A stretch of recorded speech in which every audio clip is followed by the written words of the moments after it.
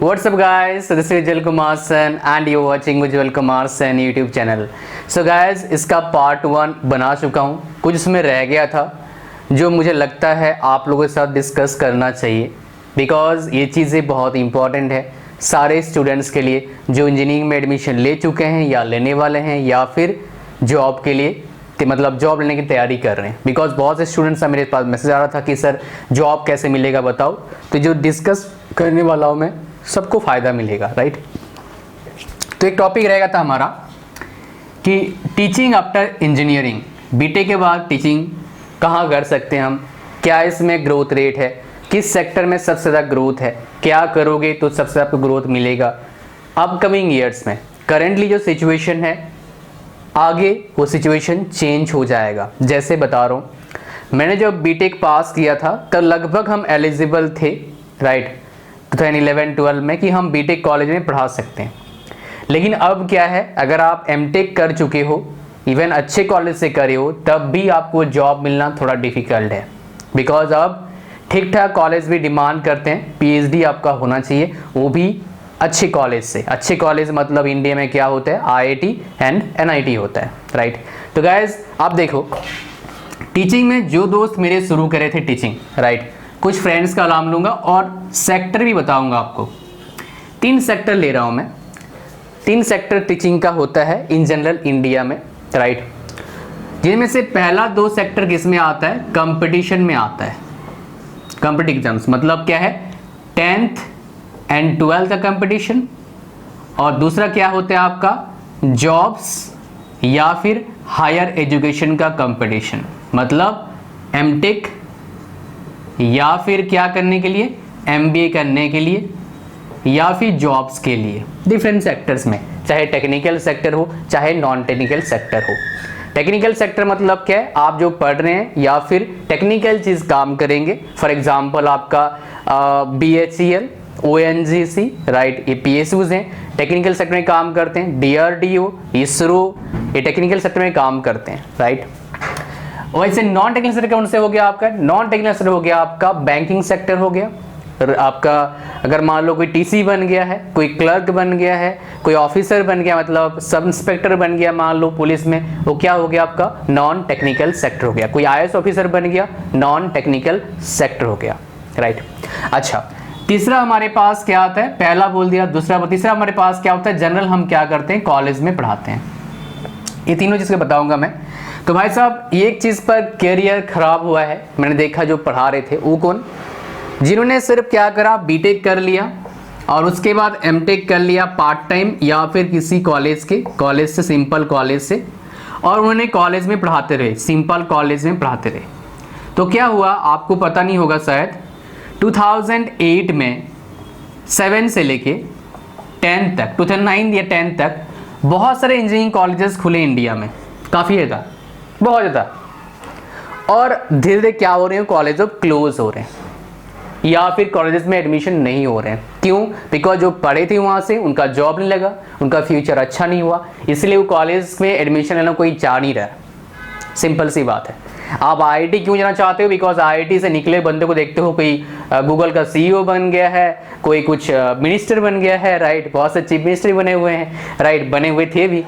तो आप इसलिए वहाँ से पढ़ना चाहते हैं. आप जानते हैं वहाँ पर अच्छा मतलब आपका क्या हो जाएगा, फ्यूचर अच्छा होगा. तो क्यों, बिकॉज उनके पढ़े बच्चे काफ़ी अच्छा कर रहे हैं इसीलिए, राइट. तो अब क्या हुआ, जो कॉलेज क्लोज्ड हो रहे हैं उनके टीचर कहाँ जाएंगे, वो कहीं ना कहीं और एक कॉलेज में अप्लाई करेंगे. जो कॉलेज में अच्छा सैलरी मिले वो क्या करेंगे, किसी और बेटर कॉलेज में अप्लाई करेंगे, राइट. तो भाई साहब ये जो कॉलेज वाला सेक्टर है आप तभी ज्वाइन करें जब आप PhD कर चुके हैं. रीज़न क्या है, आफ्टर PhD ज्वाइन करोगे तो आपको अच्छे पोजीशन मिलेगा और आपके पास एक अपॉर्चुनिटी होगा गवर्नमेंट जॉब लेने का as a teacher. Government job as a teacher मतलब कॉलेज में पढ़ाने का, किसी भी गवर्नमेंट कॉलेज में. सैलरी कितना होता है भाई साहब, स्टार्टिंग सैलरी 90,000 के आसपास होता है, राइट. स्टार्टिंग सैलरी की बात कर रहा हूँ. और काफ़ी शानदार लाइफ होता है, बिकॉज मेरे कुछ कॉन्टेक्ट्स में गवर्नमेंट टीचर हैं, इवन NIT में भी हैं, राइट. उन्होंने IIT से एमटेक PhD करा, IIT रुड़की से, अब NIT में वो मतलब टीचर हैं, वो पढ़ाते हैं. अच्छा सैलरी उनको मिलता है, लगभग 1 लाख से ज़्यादा मिलता है, बिकॉज कुछ टाइम हो गया उनको पढ़ाते हुए. तो ये चीजें आपको समझ में आई होप सो, राइट। तो डायरेक्टली टीचिंग में एंटर ना करो, आप क्या करो, आप गेट के थ्रू से एमटेक करो और उसके बाद पीएचडी कर लो अच्छे जगह से। जैसे मेरा एक फ्रेंड क्या कर रहा है, एमटेक कर लिया पहले गेट के थ्रू से, अब वो पीएचडी कर रहा है आईआईटी से।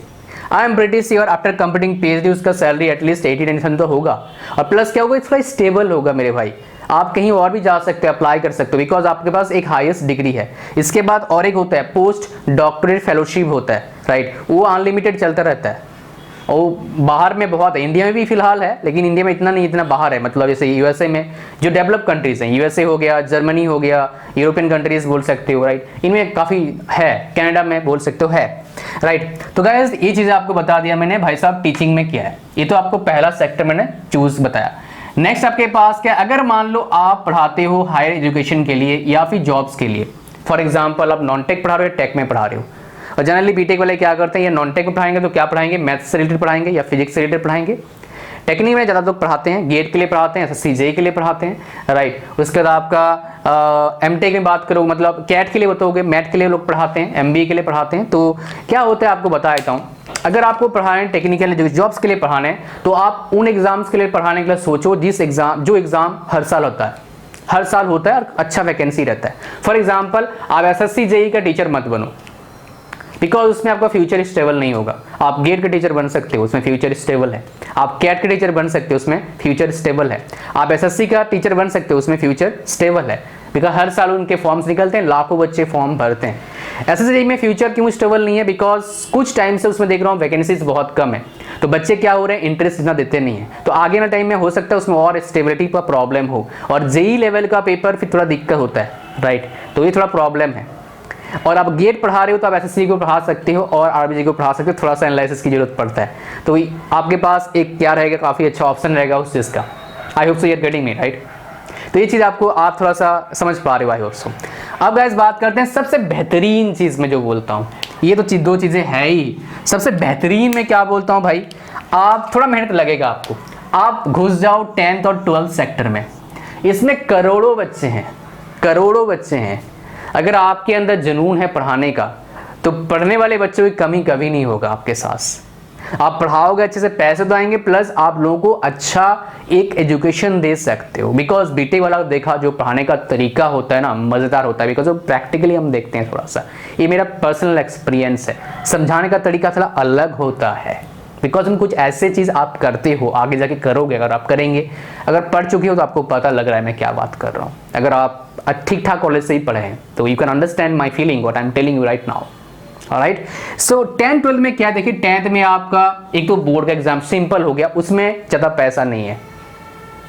अब मैं थोड़ा इस पैसे की बात कर रहा हूँ, मुझे पता है, बट सही में ये नहीं है। आप अगर पढ़ाते हो एनटीएससी के लिए, मान लो केबीपीए के लिए पढ़ाते हो, जो 10th एजुकेशन पर होता है, तो आपके पास ज़्यादा इंटेलिजेंट बच्चे आएंगे, आप ज़्यादा अच्छा उसमें से अर्निंग कर सकते हैं, और प्लस आपका फ्यूचर ग्रोथ भी काफ़ी अच्छा होगा, बिकॉज आपको मेहनत करना पड़ेगा। आप 12th की बात करोगे तो 2 सेक्टर आया था आपका, एक बायोलॉजी सेक्टर आता है, बायोलॉजी वाला आता है, और एक क्या आपके पास आता है आपका इंजीनियरिंग वाला, मतलब एक डॉक्टर वाला और एक इंजीनियरिंग वाला। तो आपको जो भी चूज करना है, जो भी सब्जेक्ट पढ़ाना है, आपको जो भी अच्छा लगता है वो पढ़ना शुरू कर सकते हो, राइट। तो आपको जो चूज करना है, ये बता रहा हूँ, बेस्ट टाइम क्या होता है चूज करना भाई, जब बीटेक कर रहे हो। बिकॉज कुछ स्टूडेंट्स का मुझे कॉल आया जो आईआईटी में पढ़ते हैं, वो क्या कर रहे हैं, पढ़ा रहे हैं बच्चों को, पढ़ा रहे हैं 10th 12th के बच्चों को पढ़ा रहे हैं कि आईआईटी कैसे क्रैक करना है, राइट। मैं नाम नहीं बता सकता, बट उनका मेरे पास कॉल है, सर इस फील्ड में बताओ क्या फ्यूचर है। इसलिए सेकेंड वीडियो को मैं बना रहा हूँ, इतनी बनाता कि मैं चलो एक अच्छे से आपको डिटेल बताऊंगा क्या है क्या नहीं है। अब बोलोगे सर सैलरी बताओ इसमें क्या होगा। देखो इसका सैलरी बता चुका हूं मैं। अगर इसमें आप एसएससी जेईई को पढ़ाओगे तो आपका salary anywhere my dear 40,000 to आपका 80,000 के आसपास होगा एवरेज में। बट मेरा जब एसएससी जेईई अच्छा चल रहा था 2 साल पहले तक, 3 साल पहले तक, मेरे एक नोन ने लगभग हर महीना 1,30,000 भी कमाया है, लेकिन वो स्टेबल इनकम नहीं था। अब उसका इनकम घट गया है। मैं स्टेबिलिटी की बात कर रहा हूं ताकि कंसिस्टेंटली आपका इंप्रूवमेंट हो, डाउन ना जाए।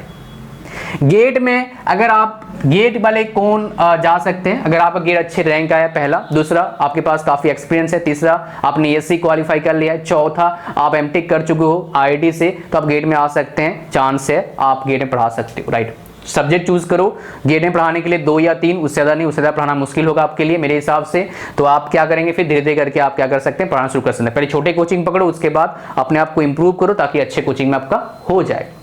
गेट में पैकेज क्या मिलता है आपका, गेट का जो पढ़ाते हैं मैक्सिमम जगह पर क्या होता है, पर आवर सिस्टम होता है। इवन एसएससी जेईई के लगभग पर आवर सिस्टम होता है कोचिंग सेंटर में, राइट। तो पर आवर कितना होता है, एनीवेयर एटलीस्ट मैंने देखा है अब तक 1200 रुपया, 1.2000 मतलब 1200 रुपया पर आवर से लेके माय डियर 15,000 पर आवर तक भी टीचर पढ़ाते हैं, 50,000 पर आवर भी पढ़ाते हैं, right. It is depend on you, आपका एक्सपीरियंस कितना, आप कितना अच्छा समझाते हो, बच्चे आपसे कितना सेटिस्फाइड हैं, उस पर डिपेंड करता है। अब गाइस यहाँ पर आता है एक बात कि हम शुरू ऑनलाइन से कर सकते हैं। देखो भाई, ऑनलाइन शुरू करना कोई खराब बात नहीं है, लेकिन मैं सबको रिकमेंड करता हूं माय डियर, ऑनलाइन आप शुरू मत करो। आप ऑनलाइन फ्री लेसन्स दो यूट्यूब पर, आप शुरू करो हमेशा कहां से, ऑफलाइन से। ऑनलाइन फीलिंग नहीं आता है यार, क्या बताऊं आपको, ऑफलाइन फीलिंग आता है, मजा आता है, राइट। वो मैं समझा नहीं सकता आपको, बट ऑफलाइन मजा आता है। तो ऑफलाइन में क्या है, 2 फायदे हैं। एक क्या है, आप डायरेक्टली बच्चा को समझा सकते हो, भाई तू पढ़ाई नहीं कर रहा, तेरा कुछ नहीं हो सकता। लेकिन ऑनलाइन बता दो कि भाई आपका रेटिंग खराब होगा, तो टीचर जो पढ़ाते हैं ऑनलाइन वो लगभग किसी को पॉइंट आउट नहीं करते हैं।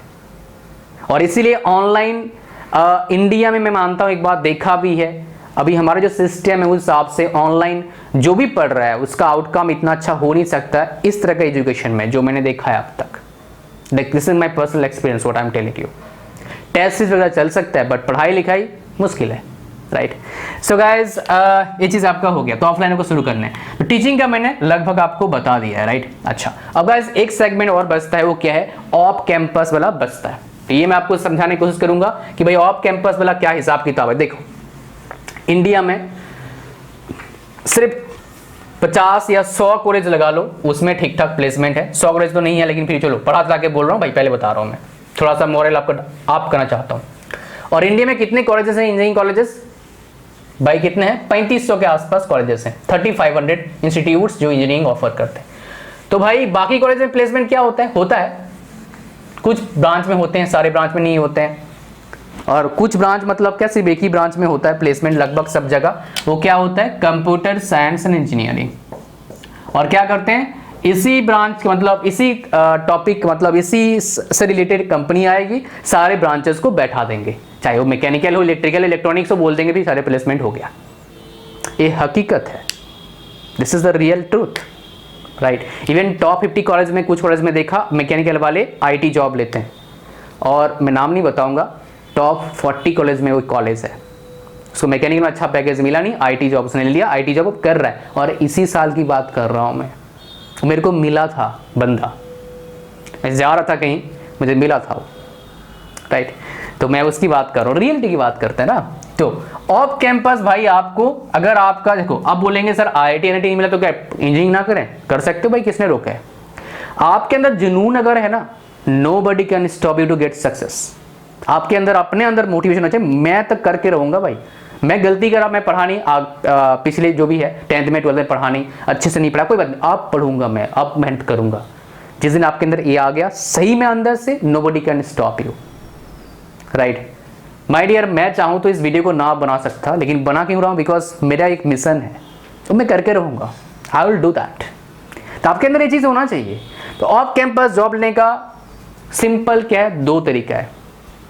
एक क्या आपका ऑनलाइन अप्लाई करो, और एक क्या है ऑफलाइन अप्लाई करो।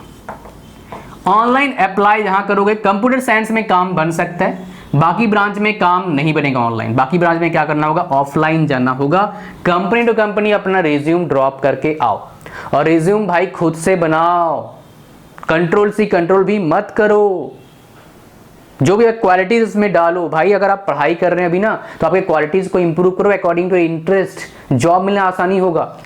भाई अब मैं बता रहा हूं, अभी हम अगर एक बंदे को हायर करते हैं, कम से कम 100 ऑफ रिज्यूम देखना पड़ता है, टाइम हमारा खराब होता है भाई, लेकिन क्या कर रहे हैं।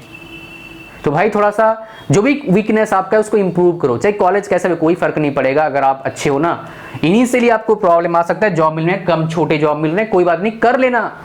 अल्टीमेटली जो मैं आपको अल्टीमेट आपको सोल्यूशन क्या बताऊंगा लाइफ में आगे बढ़ने का। भाई अगर आपको करंटली अच्छा सैलरी नहीं मिल रहा है तो आपको जो भी मिल रहा है, आपके इंटरेस्ट का फील्ड में जो भी मिल रहा है ले लो उसको। 5 साल में 10 साल में आप अच्छे पोजीशन में चले जाओगे। और जो भी आपको परेशानी होगी या हो रहा है, हो सकता है बहुत सारे भाइयों को बहनों को हो रहा होगा कि मेरे को जॉब नहीं मिल रहा है, आप 5 साल जॉब करोगे तो आप हंसोगे खुद पर कि मैं परेशान था 5 साल पहले, अब जॉब मिलना कितना आसान है। This is the real truth. 5 साल जॉब करने के बाद ना आप मंच जाते हो, आपको लगता है जॉब मिलना बहुत आसान है। भाई हर फील्ड में होता है, सिर्फ जॉब में नहीं होता है। हैबिट बनाना पड़ता है अपना, राइट। हैबिट अगर बना लिया किसी चीज का, मेहनत करने का, मैं उसको बोलता हूँ मेहनत करने का हैबिट बना लो, लाइफ में सब कुछ मिल सकता है। थोड़ा इंडिपेंडेंट बन जाओ। डिपेंडेंट कितना दिन रहेंगे हम, मतलब इंडिपेंडेंट मतलब क्या है बता रहा हूँ मैं। हमें अपना फ्यूचर खुद लिखना है। अपना फ्यूचर किसी के हाथ में मत दो, खुद का फ्यूचर खुद लिखो। और वो तभी हो सकता है जब आप सेल्फ मोटिवेटेड होंगे, जिसके लिए कोई वीडियोस देखने की जरूरत नहीं मोटिवेशन के लिए, बिकॉज वो शॉर्ट टर्म होता है। स्टोरी सुनते हो मज़ा आता है, फिर काम करने लगते हो, बैठ जाते हो, मज़ा नहीं आ रहा, और एक वीडियो देखता हूँ फिर टाइम ख़राब होता है। ये सच है। आपको हो सकता है थोड़ा बुरा लग रहा हो, मैं कुछ नहीं कर सकता भाई, ये सच है, लेकिन this is the real truth. So guys I hope so you understand the fact, right. अगर आपको सक्सेस गेन करना है so it's you my dear, only you are the person, और कोई नहीं है। एक मूवी है, मैं आपको रिकमेंड करूंगा, अगर आपके पास टाइम है जरूर देखिए। एक कुनफू पांडा करके मूवी है, राइट। वो एनिमेटेड मूवी है, उसको जब जरूर देखें, उसमें आपको इंस्पिरेशन मिलेगा। कुछ और मूवीज़ है अगर आपको चाहिए बता देना, मैं बता दूंगा, जिससे इंस्पिरेशन रियली मिलता है, जिससे दिमाग खराब नहीं होता है, दिमाग को एक एनर्जी मिलता है। कैसा एनर्जी? पॉजिटिव एनर्जी, जो सारे इंजीनियरिंग स्टूडेंट को देखना चाहिए। और मैंने उस तरह का मूवीज़ कम से कम 100 देखे हैं जब मैं बीटेक कर रहा था। So guys, I hope so you understand. Thank you. Understand something from this video. Thank you very much for watching this video, my dear. Like करें वीडियो को, दोस्तों जरूर शेयर करें। And my dear, one more thing, that is what? काम करो, मेहनत करना सीख जाओ। That's it. God bless you all. अगर आप मेरे लाइव से लेना चाहते हो, इंस्टाग्राम पर मुझे फॉलो कर सकते हो, लिंक कहाँ है? डिस्क्रिप्शन में। Thank you very much, bye bye, see you soon. और नए पर चैनल पर नए हो, सब्सक्राइब करो। Thank you very much, bye bye.